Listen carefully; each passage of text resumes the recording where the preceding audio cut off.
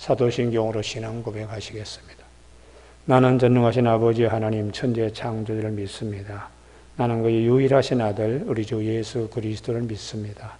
그는 성령으로 잉태되어 동정노 마리에게서 나시고 본디오 빌라도의 고난을 받아 십자가에 못 박혀 죽으시고 장사된 지 사흘 만에 죽은 자 가운데 다시 살아나셨으며 하늘에 오르시어 전능하신 아버지 하나님 우편에 앉아 계시다가 거기로부터 살아있는 자와 죽은 자를 심판하러 오십니다.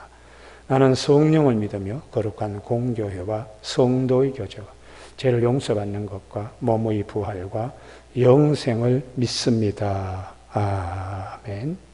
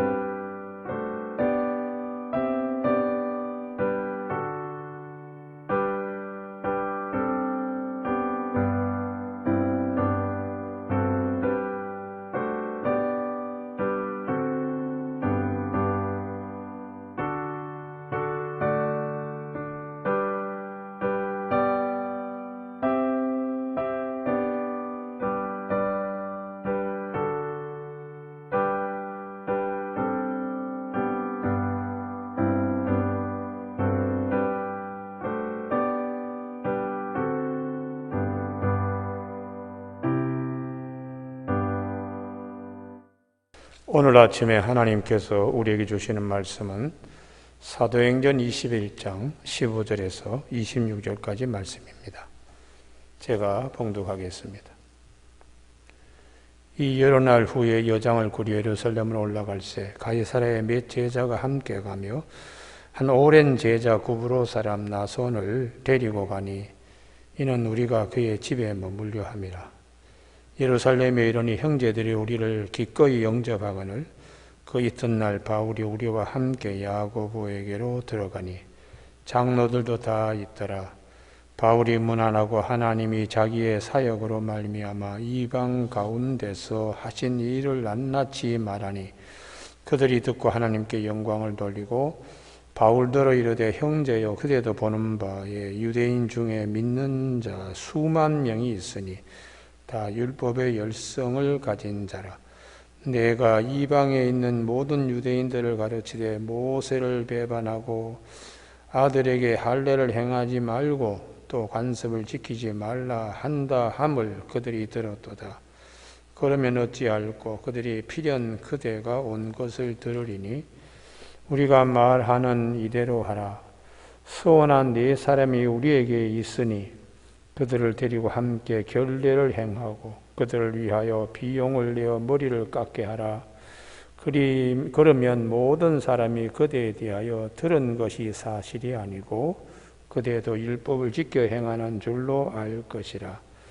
주를 믿는 이방인에게는 우리가 우상의 제물과 피와 목매어 죽인 것과 음행을 피할 것을 거리하고 편지하였느니라 하니 바울이 이 사람들을 데리고 이튿날 그들과 함께 결례를 행하고 성전에 들어가서 각 사람을 위하여 제사 드릴 때까지의 결례 기간이 만기된 것을 신고하니라. 아멘.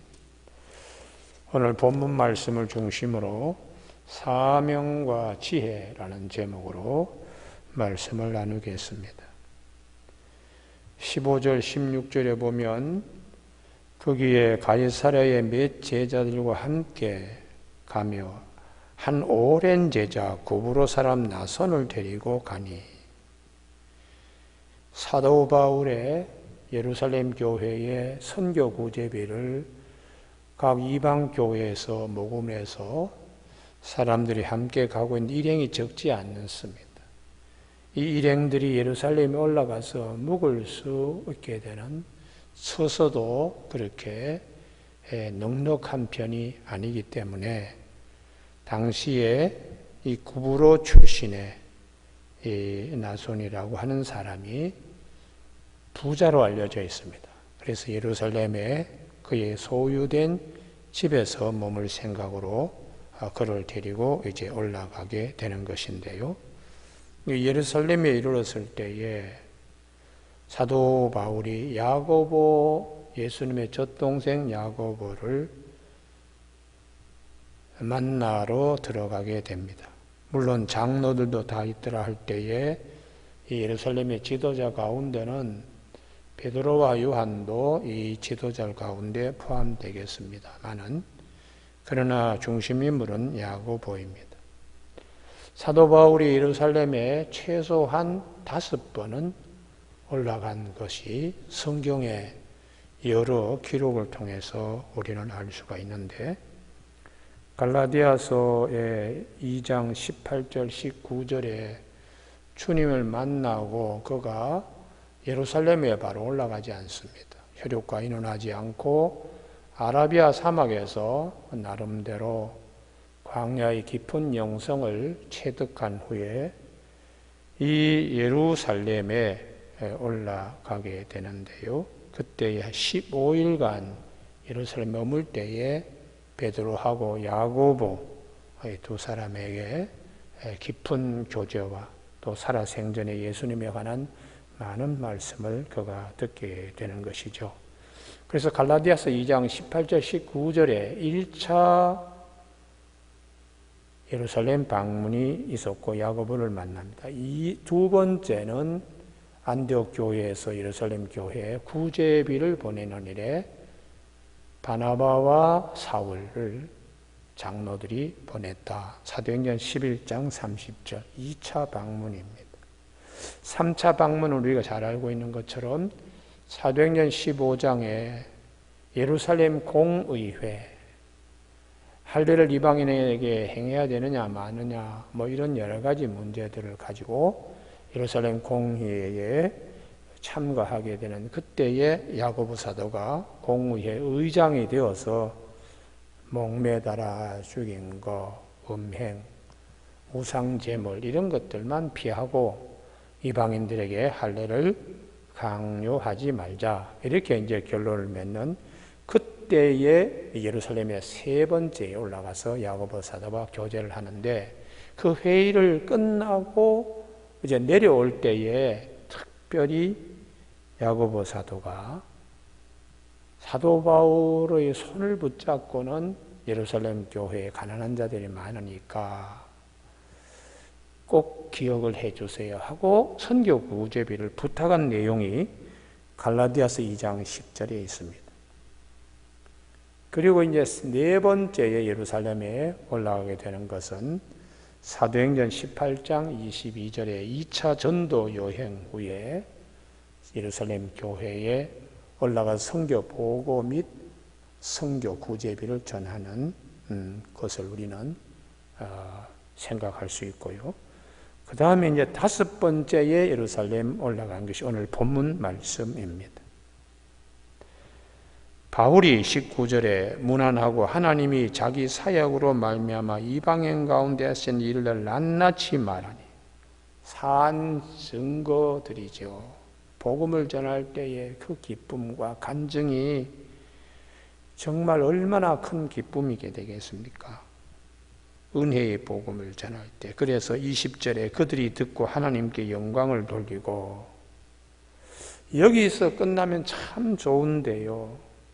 선교 보고와 함께 기쁨, 은혜의 자리도 있지만 그 다음 이하 큰 근심, 걱정, 환난이 도사리고 있었습니다. 구약 성경의 사무엘상 25장에 마온의 거부 나발의 집에 나발과 같이 악한 사람도 있지만 자기의 양들과 가축을 지켜준 다윗의 은혜를 기억하는 지혜로운 아비가일도 있습니다. 우리가 이 하나님의 은혜를 은혜로 생각하는 사람들도 있지만 반대로 나발과 같은 사람도 있어요. 이게 세상입니다. 나발의 가정에 나발과 아비가일이 있는 것처럼 예루살렘에도 주님의 은혜를 아는 자도 있고 거의 태반은 유대인들은 주님의 은혜를 나발처럼 모르고 있는 것입니다. 오늘도 세상은 우리의 죄악된 본성 때문에 하나님의 은혜를 아비가일처럼 또 사도 바울처럼 이렇게 아는 자들도 있지만 모르는 자들이 또한 많습니다. 그래서 주님께서 마태복음 10장 16절에 내가 그대들을 보냄이 마치 양을 이리 가운데 보내는 것과 같다. 보냄받은 사명이 굉장히 중요하죠. 은혜의 복음을 심어야 되니까요. 그런데 악한 세상에서 어떻게 은혜의 복음을 심을 수 있는가? 뱀같이 지혜롭고 비둘기같이 순결한 성령의 도우심을 받아서 사역을 해야 되는 지혜도 필요한 것입니다. 당시에 예루살렘에는 유대인들이 수만 명 있었습니다. 그냥 유대인이 아니라 율법에 열심히 특심인 자들입니다. 그런데 그들은 다 사도 바울에 대한 생각이 반율법주의자로 낙인을 찍어서 생각하고 있는 것입니다. 이리 속에 양을 보내는 것과 같은 처지에 있게 됩니다. 물론 사도 바울은 율법학자였습니다. 그리고 율법의 한계로 율법에 갇혔을 때 우리가 어떻게 되는가를 너무 잘 알고 있기 때문에 율법에서 벗어나야 된다고 그렇게 사도 바울은 가르친 것이 사실입니다. 왜냐 그러면 주님의 복음, 하나님의 은혜의 복음이기 때문입니다. 갈라디아서 2장 16절에 율법의 행위로는 의롭다 함을 육체가 없다. 로마서 3장 20절에 율법으로는 죄를 깨달음이다. 하나님께서 우리에게 율법을 주신 것은 우리가 얼마나 죄인인가 그걸 깨닫게 해주는 것이고, 그래서 우리 이 문제를 해결하기 위하여 예수 그리스도를 우리에게 보내주신 하나님의 은혜의 복음이 있다는 거죠. 그래서 사도 바울은 또 유대인들의 할례, 표면적인 그런 육체의 할례, 그건 참 할례가 아니고 마음의 할례가 참 할례라고 그렇게 이제 말씀을 전했습니다. 하나님의 은혜의 복음을 전하기 위하여 율법에 갇혀서는 아무것도 얻을 수가 없다. 율법이 전부라고 생각하는 이 자만, 이 거짓된 속임에 빠지면 안 된다는 것이 사도 바울의 믿음이요, 사도 바울이 유대인들에게 전해야 될 복음을 심기 위한 선교의 또한 전략이기도 했습니다.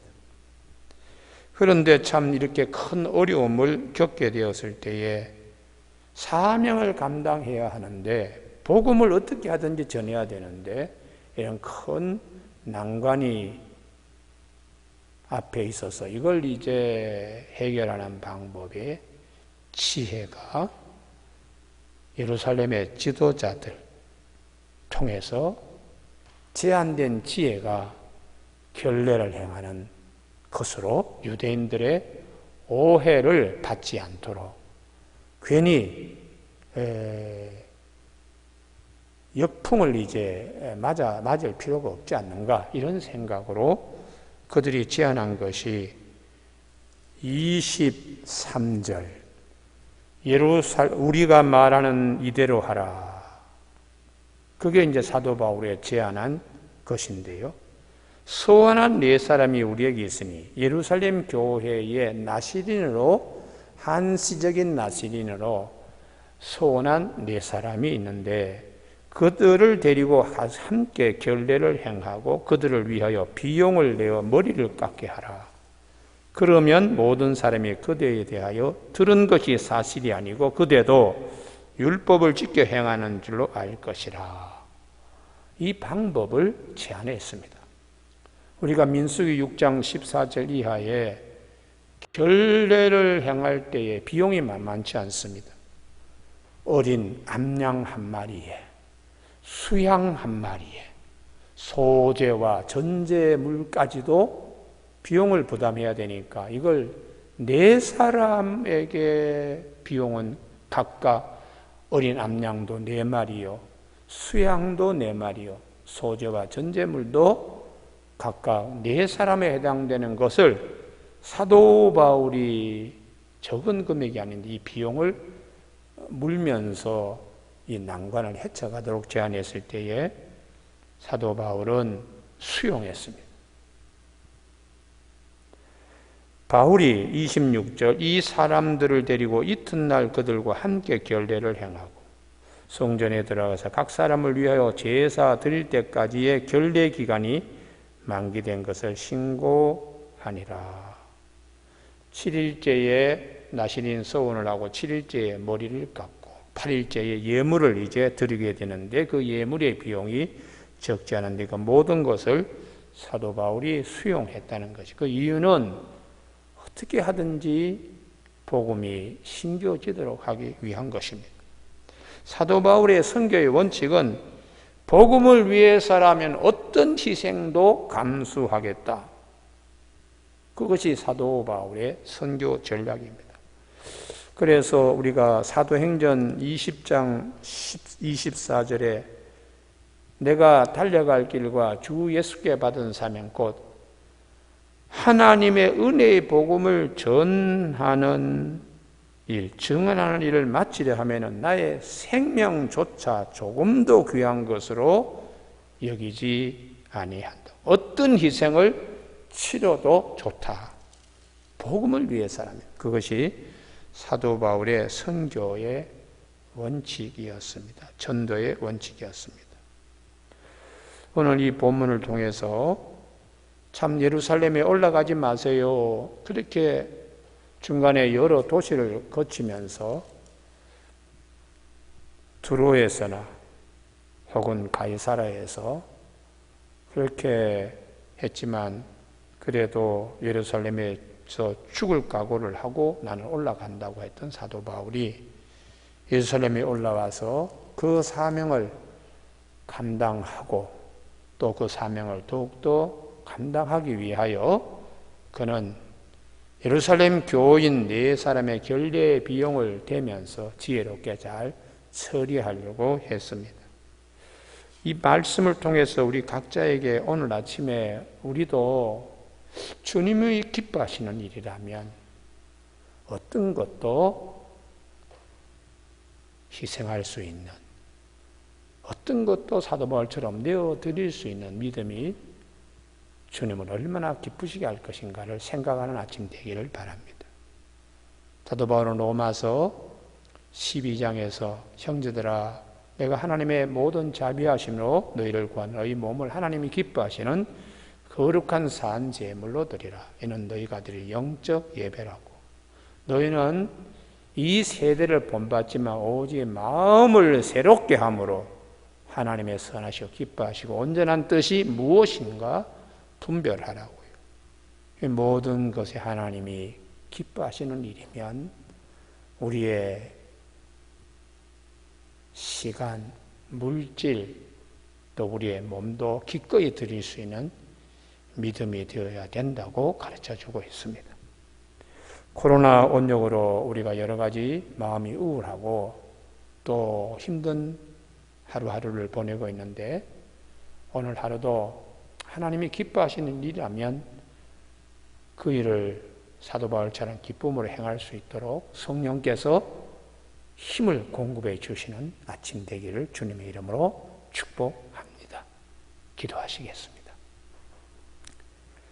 하나님 아버지, 사도 바울이 예루살렘에 올라가서 유대인들의 극성분자들의 오해를 풀기 위하여 사도 바울과 그리고 그의 복음 전하는 자들이 율법을 부인하는 것이 아니라 율법의 부족한 부분도 채우며 율법을 완성시키기 위하여 오신 예수님, 주님의 복음을 심기 위하여 결례 비용도 감당하면서 사명도 감당하고 지혜도 동원하여 최선을 다한 것을 오늘 아침에 보게 됩니다. 오늘 하루도 우리에게 하나님이 주신 사명, 성령이 도와주시는 지혜로 잘 감당할 수 있는 아침이 되도록 성령이여 도와주시고 힘을 허락하여 주시기를 원하옵고 예수님의 이름으로 기도드립니다. 아멘. 주기도문으로 마치겠습니다. 하늘에 계신 우리 아버지, 아버지의 이름을 거룩하게 하시며 아버지의 나라가 오게 하시며 아버지의 뜻이 하늘에서와 같이 땅에서도 이루어지게 하소서. 오늘 우리에게 일용할 양식을 주시고 우리가 우리에게 잘못한 사람을 용서하여 준 것 같이 우리 죄를 용서하여 주시고 우리를 시험에 빠지지 않게 하시고 악에서 구하소서. 나라와 권능과 영광이 영원히 아버지의 것입니다. 아멘. 각자 자유롭게 기도하시기를 바랍니다.